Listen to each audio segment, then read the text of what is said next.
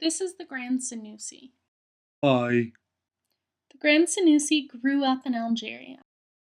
He traveled across North Africa on his pilgrimage to Mecca.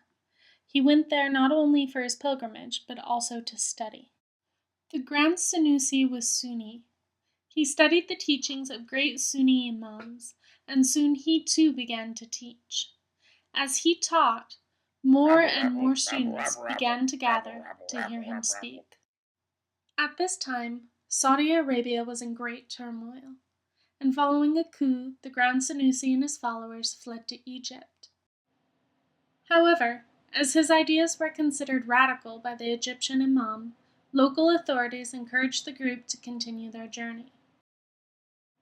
And so the Grand Sanusi and his people traveled on to his native Algeria, where he continued to study and to speak and to gather followers.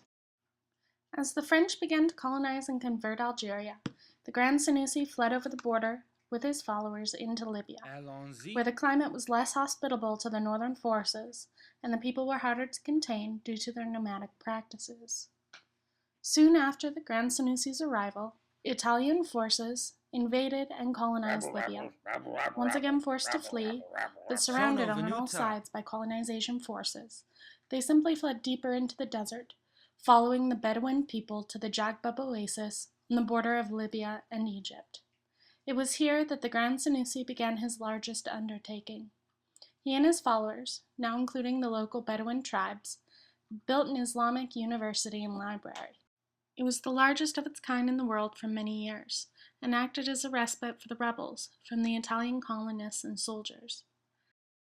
However, following his death in 1859, the oasis of learning and free Islamic culture that he had built began to fade under the weaker leadership of his sons and the press of colonization, even here. The Grand Sanusi and his oasis of learning played a great role in shaping the Libyan Bedouin people, and many, even today, still visit his tomb in Jagbab.